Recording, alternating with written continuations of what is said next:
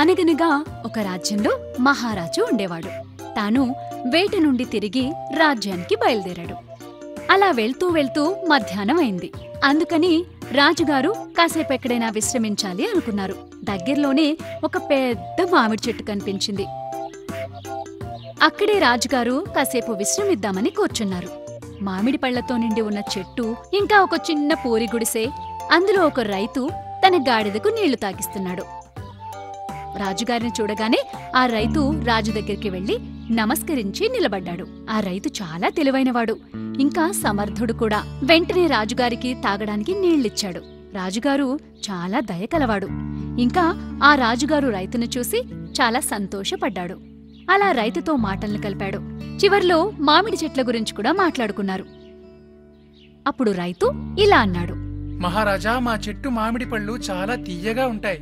ఇలాంటి మామిడి పళ్ళు మీకెక్కడా దొరకవు. రైతు మాటలు విన్నాక రాజుగారికి మామిడి పండు తినాలనే ఆశ కలిగింది. ఓ అవునా, అయితే మాకు కూడా ఒక మామిడి పండు రుచి చూపించు. ఎంత తీయటి వాసన వస్తుందో. రైతు ఈ మాటలు విని చాలా సంతోషిస్తాడు. వెంటనే వెళ్లి మామిడి పండు తీసుకొచ్చి రాజుగారికిస్తాడు. రాజుగారు ముందు కొంచెం రుచి చూస్తాడు. తీయగా ఉండడంతో జుర్రుకుంటూ తిన్నాడు. వెంటనే ఇంకొక మామిడికాయ తెప్పించుకున్నాడు. రైతు వెంటనే వెళ్లి ఇంకో మామిడి పండు తెచ్చి ఇచ్చాడు.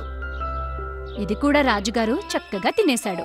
ఈ మామిడి పళ్ళు రాజుగారికి బాగా నచ్చాయి. రాజు రైతుతో ఇలా అంటాడు: నువ్వు చెప్పింది నిజమే. ఈ మామిడి పళ్ళు తేనెలా భలే తీయగా ఉన్నాయి. ఈ మామిడి పళ్ళు తిని నాకు చాలా సంతోషం కలిగింది. అలా అంటూనే అక్కడ కింద పడి ఉన్న ఒక ఆకుని తీసి ఏదో రాసి రైతుకి ఇస్తూ ఇలా అన్నాడు: ఇదిగో తీసుకో, 2 ఊళ్ళు నీ పేరు మీద రాసేశా. రేపు వచ్చేటప్పుడు ఈ ఆకును తీసుకొని రా. 2 ఊళ్ళు పక్కా నీ పేరు మీద ఉంటాయి అని చెప్పి రాజు అక్కడి నుంచి తన రాజ్యానికి తిరిగి వెళ్ళిపోయాడు. రైతు ఆ ఆకుని అటూ ఇటూ తిప్పి చూసుకుని తన చొక్కా జేబులో పెట్టుకున్నాడు. రైతు ఆ రాత్రి కలలో 2 ఊళ్ళు తనకు ఇచ్చినట్టుగా కలలు కన్నాడు. ఉదయాన్నే లేచి మంచినీళ్లు తాగి బయలుదేరదామని అనుకుంటాడు. ఇంతలో జేబులోంచి ఆ ఆకు కింద పడిపోతుంది. ఆ రైతు వెనకాలే తన గాడిద ఉంటుంది. అది ఆ ఆకుని లాక్కుని తినడం మొదలుపెట్టింది.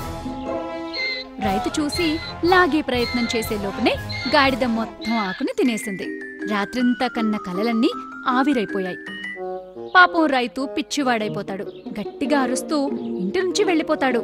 ఇంకా ఇలా అరవడం మొదలు పెడతాడు: గాడిదన 2 ఊళ్ళను తినేసింది, గాడిదన 2 ఊళ్ళను తినేసింది.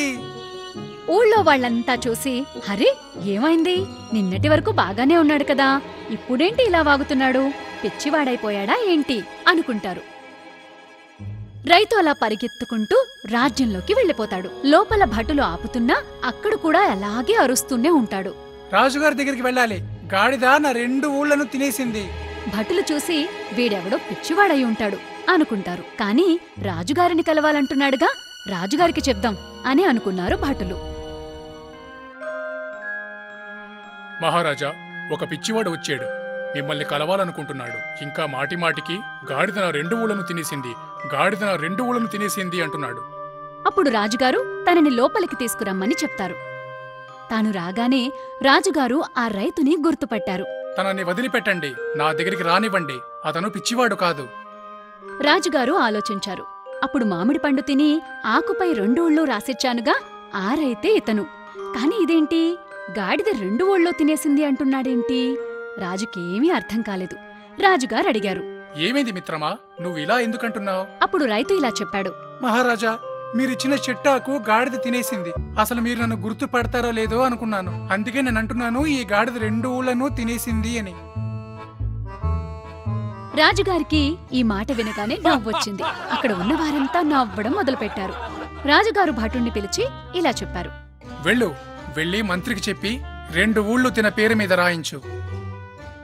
అప్పుడు అందరూ అన్నారు: ఇతను బాగానే ఉన్నాడు, కాని గాడిదలే 2 ఊళ్ళు తినేశాయి అంటూ అందరూ నవ్వుకున్నారు.